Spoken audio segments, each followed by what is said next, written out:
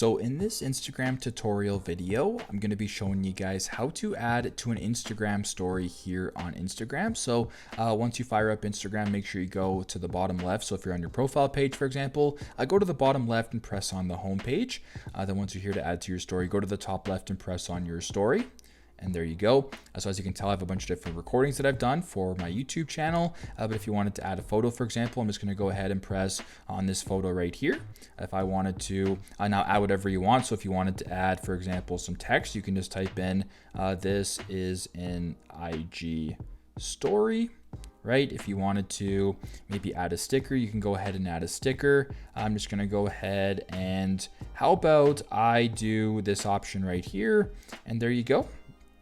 So I've now added a bunch of different stuff potentially to this Instagram story. If you like it, just go to the bottom right and press on the arrow and then press on share and then press on done. And there you go. You've now added to your Instagram story here on Instagram. So if you wanted to view it, like I said before, go to the homepage, go to your story, press on it, and there you go. This is an IG story, and there you go. That is how to add to an Instagram story here on Instagram. I hope this video helps.